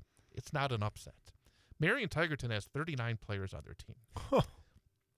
Newman Catholic lost. They came into the game missing their starting middle linebacker and center, and they lost 3 more two-way starters in the game, including their quarterback, Quincy Fender, including a top receiver in Cooper Gould, including their second-string center. They were playing with their third-string center and then even their fourth-string center for a few plays. And I know Coach Mickley was very proud of his team because – and I was listening to it because they had a delay, and we had the game on after our game from Wausau West last week, and they were still just starting the second half. And I'm listening to that game, and they're dropping like flies again for the Cards. And it was like Rocky. He get knocked down, but they kept getting up, and they kept that game close against a really good team. And I just wanted to say that. I mean, it was really impressive, those young men, a team that starts with about 20 to begin with, and to go to your third and fourth string centers, which is a very difficult position for a spread offense, and they were able to do it. And I just thought it was one of the good things about high school athletics. Those guys really stepped up and battled hard. And that Braylon Milkey is a beast in 8-player football. He's had some huge games for that Marion Tigerton team. That is another example that we've talked about of programs that were not at the top of conferences, both in 11-player and 8-player, that's moved up to a top of the conference. I mean, it's really been an interesting season. That's another program that's really taken a big step forward. Yeah, first off, when I was home watching the news last Friday night and trying to dry out a little bit and saw the Newman game was still going on, I wondered if maybe you left Tom Field and headed over there to catch this. Maybe even announce the second half of that one. But it's kind of like we mentioned to Coach Dinkel, too, in a game like that, what you were referencing with Coach Micklig. Obviously, it was still a close game, and in the potential was there to still win it with all of those things. But if you don't win that game, I'm sure Coach Micklig found an incredible list of things to be proud of and build on and talk about with those kids, right? It's the game within the game. It's the little wins inside of a loss. But ultimately, it's about building character and finding out who you are as an individual and who you are as a group together. And it sounds like once again, Newman had to face a challenge head on and came out really well. Obviously, you want to win that game. You want to win every game. You want to be ready for the playoffs and all those things. But, yeah, dealing with injuries is hard. I mean, you know me, I love to draw the parallels too, right? So, I mean, God, I can hardly watch Badger football right now and look at what they do with their backup center, right? I mean, that guy's on a full scholarship, maybe making a couple $100,000 a year, and he can't get the ball back to the center. So when you talk about a high school, when they have a total of how many guys to start 20 with? When everything 20 to start going, with, and you get down to the fourth center. I don't even know who that might be at that point. And part of me wonders if you had to change his number to make sure he wasn't an eligible receiver snapping the ball. Stat of the game, though, was you don't see this very often. The first 9 drives of that game were all touchdowns. Both teams are just pounding the. And that's one reason I asked Evan Pasale that, you know, in the 8-player, there is a kind of an advantage. I don't envy any defensive coordinators in 8-player football because it's just more difficult than an 11-player, and those two offenses showed it last Friday night. So other interesting side note, real quick on that. I know we're kind of getting up against it in a second. We're doing fine. We're doing fine. Is number one kind of the, and I'll guilty as charged with what I'm about to say. I think there's this misconception out there that 8-man football is like 7-on-7 summer passing league. I think people believe it's just this. There's only 8 guys. You line up, you throw a guy back there to snap it. A couple of guys maybe try to keep him off the quarterback, and it's just chuck, chuck, chuck, chuck.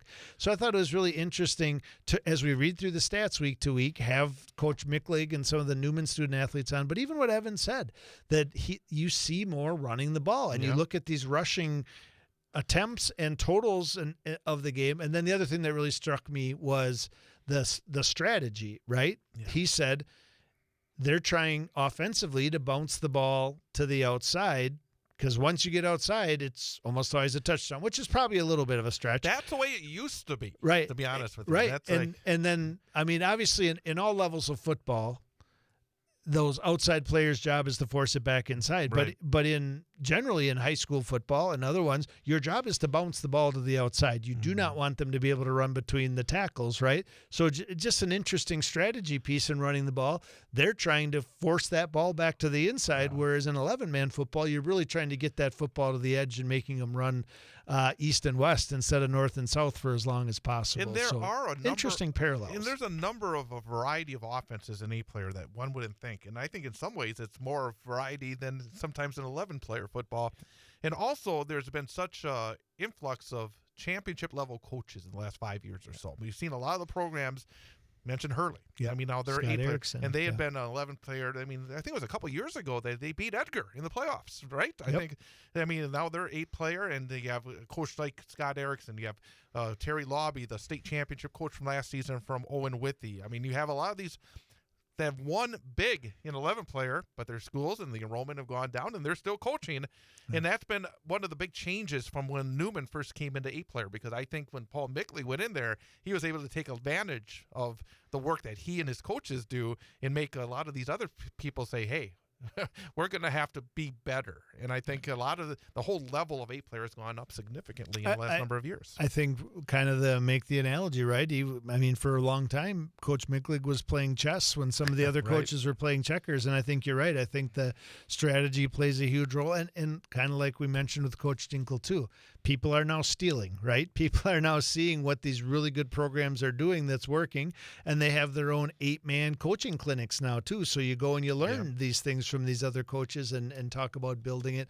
I think the big thing that's important for people to know is kind of like we talked about with Evan, is what wins high school football games is the other stuff. It's not necessarily the X's and O's, right? It's your attitude, it's your approach, it's your work ethic, it's your mental toughness, all those like that's what matters on when you line up on Friday night, who's got more of that. Yeah. What the difference that the coaches make is a lot of times those X's and O's and how you approach it. And it sounds like that's getting better across the board in 8-man football. I would say that is very true. And another team that, again, was not one of the tri-champions of this conference last year was Tri-County. They're 5-0 this season. They beat Alman-Bancroft last week. Alman had beat Newman a few weeks back. Alman's now lost to both Tri-County and Marion-Tigerton. It's Tri-County 4-0 in the conference, 5-0 overall, beating Alman 22-14. So, again, this conference has been very interesting. The tri-champs from last year, none of the three are at the top. It's two other schools, Tri-County and Marion-Tigerton, who are leading the way. Port Edwards has struggled this season. They lost to Wanakee 49-12. Also wanted to mention a few other scores from 8-player. Gilman and McDonald, the 1 and 2 teams ranked in the top of the 8-player rankings into last week. Gilman looks like a real force right now. They are still undefeated. They beat McDonald 38-12. It was 12-8 McDonald after one, but then Gilman shut them down for 3 quarters in a row, and that's not an easy thing, to say the least. Defending state champ Owen Withy is 3-2 after beating Thorpe 48-12. And Athens last week, as we learned, beat Hurley 30-0. Athens 4-1, Hurley 3-2. Evan Pasale, 18 rushes, 143 yards and 2 touchdowns. Camden Zarnke, 7 of 11, 64 yards and a score. Also added 78 yards rushing and a touchdown. Brock Beatty had 3 catches for 38 yards and a touchdown. And Phillips beat Rosholt 48-34. They're both 4-1, but neither of those schools will be involved in the playoffs because Phillips is too big, and Rosholt, they moved into 8-player this year in the middle of the cycle. Tisk tisk. a year ahead of schedule. Yeah. So they don't get to be all there. And as I said earlier, Brib Lake, who had missed the first game of the year because they were in the midst of a coaching change, well, looks like they're starting to play better. They beat Winter Birchwood 80-14. And then Flambeau beat Chequamegon. And Chequamegon is really one of those head scratchers because it's a school that has had success, but they've just struggled. And now in April they're struggling. And Flambeau beat Chequamegon, Butternut, Mercer 72-0. So big numbers. Big numbers. And we've seen a few of those big numbers during the course of this year. And that's something we don't like to see because that leads to teams deciding, hey, we're going to shut her down for the season. And nobody wants to see that, definitely. It was the first thing I thought of when I saw the Newman schedule from earlier in the week. Yes. So heck, let's just jump right into it. We don't need to take a break. We're going to go right into next week's action and start talking about that because the time goes by so very quickly. Wisconsin Valley Conference this week. DC Everest at Eau Claire North. Evergreen 3-2, 3-0 in the conference. Huskies 2-3, 1-1 in the conference. Everest has won 3 games in a row. North has won 2 games in a row. But Everest comes in, I think, the favorites, but they have to go to the new place over at Eau Claire North, a team that's probably feeling pretty darn good about themselves, so Everest will have to produce. Yep, I think this one is when you talk about why Everest is likely favored in this one comes down to line play and the ability to run the football, and I think that Everest has proven over the last few weeks that is definitely the strength of their team right now, so I think that definitely is an advantage for them going in. Marshfield at Wisconsin Rapids, and Marshfield 1-4, 1-1. Rapids 0-5, 0-3. The Wood County matchup for Marshfield must win. I mean, for them to, because last season they were similar and they found a way to the playoffs. They're kind of in the same boat where playing a lot of tough competition early, but Rapids did show, again, I thought a much better team, a team that can be very competitive against West last week. But for Marshfield, this has to be the start of a push. Yeah, I think part of Rapids' confidence comes in not only from the outcome of that game, but how their defense played, how they stopped the run and what they were able to do on that side of the ball. And I think that probably gives them confidence against Marshfield. We talked about Marshfield has been running the ball well. So definitely a key part of that. Marshfield's running the ball well, but they still have not scored a ton of points week in and week out. So I'll be interested both to see the outcome of this game, but more so kind of the yards and the final score of it to see if Marshfield's kind of, because that leads to not getting ahead of ourselves. We can get ahead of ourselves. Coaches never want to, but that leads to when you talk playoffs, that leads to a very big game the following week between Wausau West and Marshfield. Exactly. Eau Claire Memorial looking for that first win. They have the crossover. Every week there's one crossover game, weeks 3 through 9. They're at Menominee from the Big Rivers, who are 3-2, 1-2 in the Big Rivers. And then Stevens Point at Wausau West, Saturday afternoon, 1 o'clock. Should be 75 degrees and sunny skies at Tom Field. Just unusual. I can't remember the last time Wausau West played a Saturday afternoon game. It's been a while. It hasn't been in the last 14 years. That's how long I've been there, and we haven't had one. Kind of getting the old Tom Field Friday, Saturday doubleheader with the Lumberjacks on Friday and then the Warriors on Saturday. So should be, it's supposed to, like you said, supposed to be a beautiful day. Not going to feel like fall yet, so should be a good one. Stevens Point 4-1 overall, 2-0 in the conference. Wausau West 3-2 overall, 2-1 in the conference. What do you think about this matchup? You had a game last week where I think it jumped out for me when it came to Spash was they were not able to establish a run game against Hudson. Wausau West has not really done a great job against the run the last couple of weeks. I think that Stevens Point will probably want to try to establish that run. They do have the big play receiver for Wausau West. They've been on the field defensively too much the last 2 weeks. I mean, even against Rapids, they did not have the ball very much in the second half of that game. They have to start establishing, I think, a little bit more in terms of ball control.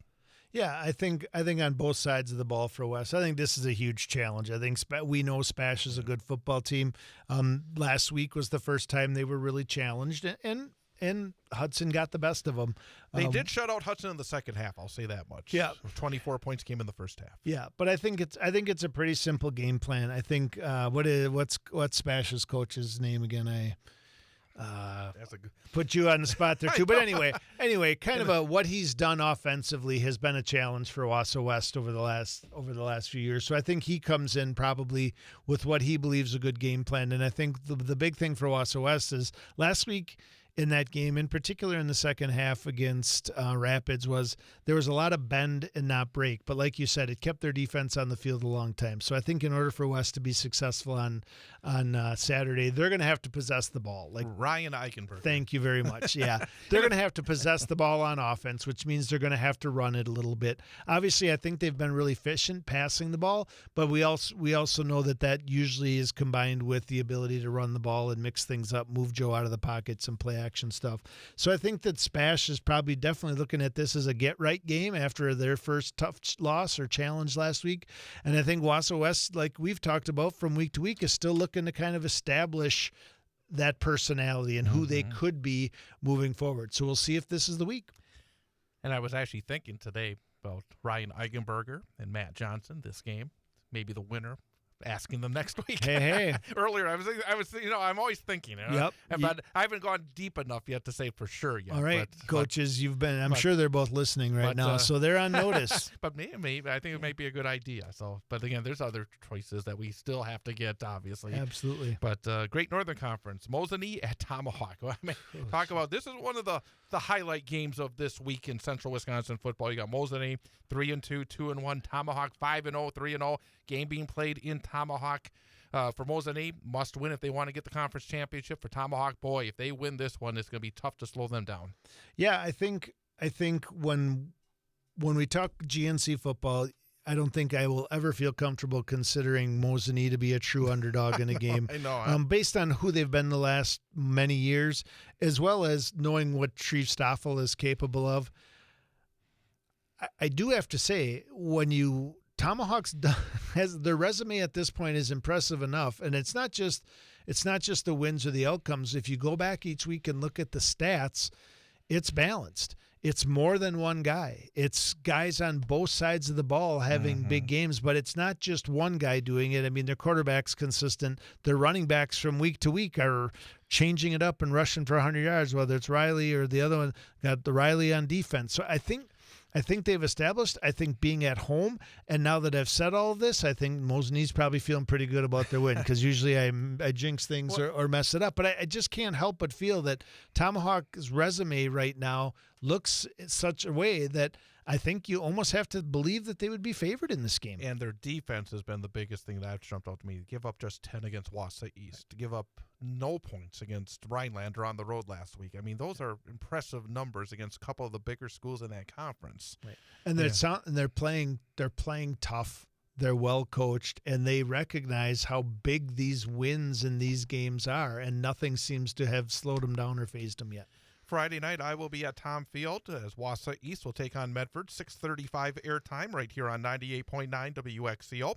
Medford 2-3, but 2-1 in the conference that's where they want to be at this point. That's more important. That's the big number at this point as we get closer to the playoffs. Wausau East 1-4, 0-3. Lumberjacks were banged up front. I went over to practice today, and it looks like they're going to be a little more healthy this week. They are making a quarterback change. Wausau East is going with their sophomore, and it's a big spot. It's a big spot against a good program. Medford has a lot of talented sophomores, and they're starting to grow into it. But for the rest of the conference, you got to take advantage of them when they're sophomores, because it's scary stuff hearing that. I mean, I heard, again, last spring from folks over in Medford that this may be a year of growing, because a very young team, but a talented group as well. So I think this is going to be a very interesting game on Friday. I do. I think the one common thread that we've talked about in each week with Wausau East, when they've been successful, they've had big plays. And when they've struggled, it seems to be a result of the line of scrimmage. So I think this is a big line of scrimmage game. I know Medford's young, but I also know that that's probably the strength of their team one of the strengths of their team as they look to kind of, if they're young, those guys getting more and more experience each week. I think playing at home is definitely an advantage for the Lumberjacks. So this will be a good test. I mean, the way that this conference has been, one big win, like if he finds a way to pull this one out, one big win against a team like Medford makes the final 3 weeks look a lot different. Merrill and Lakeland, and you talked earlier about all these 2-1 teams in the conference. 4 of them, and these are 2 more of them. Merrill 3-2, 2-1. Lakeland 4-1, 2-1. Lakeland lost a 2-point toughie last week on the road at Medford. Merrill made easy work of Anago. They've won 2 games in a row. Again, this is one of those significant games. If you're 3-1, you feel so much better. It makes life so much easier coming down the stretch. If you're 2-2, then all these games, the coaches start to gray up very quickly. Yep.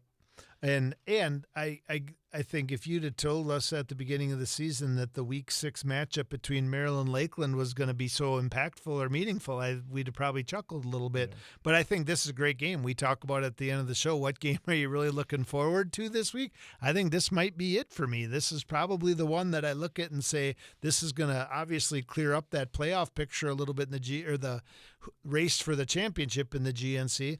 And Lakeland lost a tough one last week, and Merrill kind of lost that tough one against Mosinee a few weeks before, right? Yep. And then turned around and beat Medford. So I think this is a great football game. Merrill's hot. Lakeland's coming off a tough loss where they each scored 3 touchdowns, and special teams got them a little bit. So this should be a great game. And to go at Rhinelander. Red Robins have struggled. Rhinelander had the good win against East, have been a little bit of a Jekyll and Hyde crew this season. They played well against Tomahawk. They had a lead into the 4th quarter, but then lost that one. But Rhinelander a chance if they take care of business at home to get back to 500 and put themselves squarely in a good spot to earn a playoff berth.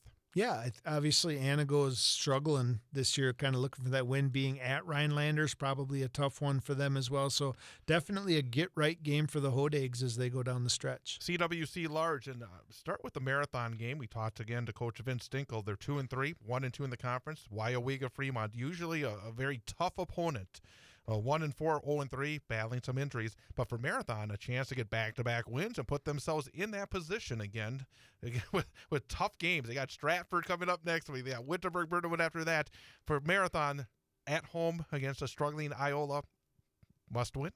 Oh, I definitely think so. I think must win from a playoff standpoint, but also must win, not from a program standpoint, but I think this is a huge game for them, right? They had the big game against what we know is a tough program in Colby last week, even though they're struggling. I think Iola is a very similar situation, right? Proud program, successful program, fighting some injuries right now. So this is when you talk about where your program's at and where you want to be, this is one of those games that you look at and say, we should win this game, so you got to go out and get it. Another very interesting CWC large game is Loyal Greenwood at Wittenberg-Burnhamwood. Normally, last year, Loyal Greenwood was in the cellar in the conference. They were not a good football team last year. This year, they are a good football team. They've been outstanding. 4-1, 2-1, and then Wittenberg-Burnhamwood.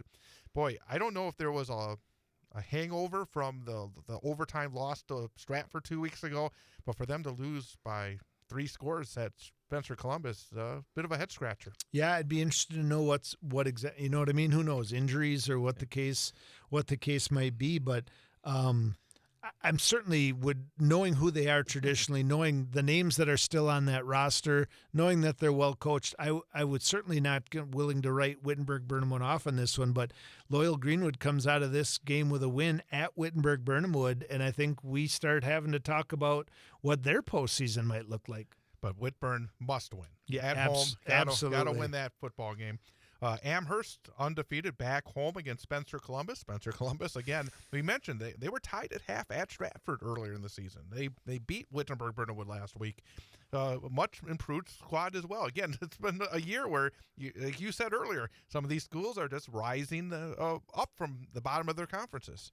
And the other thing I think it does, like I obviously I think Amherst probably rolls in this one like they pretty much have been each week, but I do think it's good for the conference that Loyal Greenwood made that a game last week. Yeah. I think keeps you sharp, right? Right, exactly. It's no longer we roll into Spencer Columbus, roll the balls out in the middle of the field, right, and go get back on the bus and go home at halftime. Exactly. I mean, I think it's good for the conference. I think it's good for Amherst to have to take this game a little bit more seriously. I think it makes them better down the road, and I think it gives Spencer Columbus another opportunity to take a big leap as a program. Only winless team in conference is Colby, and they have a tough one at Stratford. Stratford, again, I mean, kind of jumped out.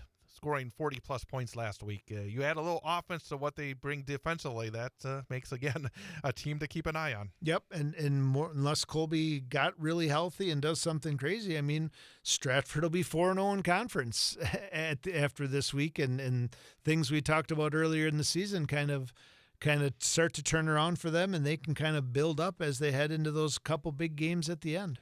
Merriwood CWC, Assumption, 2-1 in the conference. So, I mean, they're right there.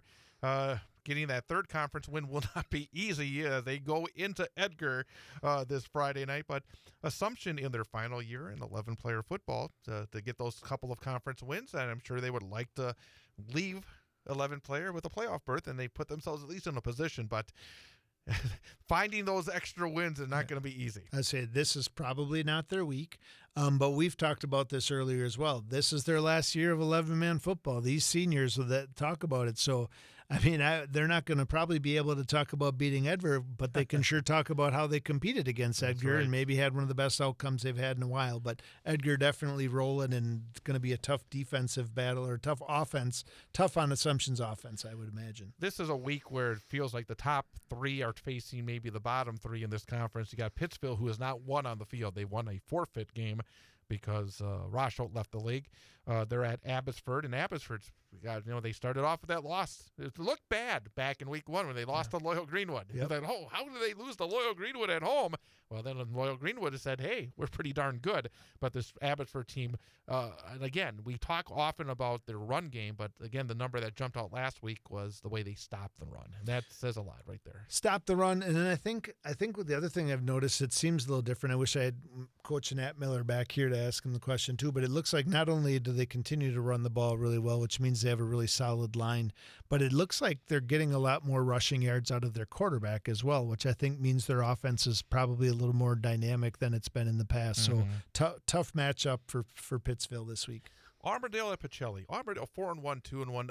They have not been, I think, quite as dominant as they were last year. They had that game against Marathon. They won on the last second blocked field goal.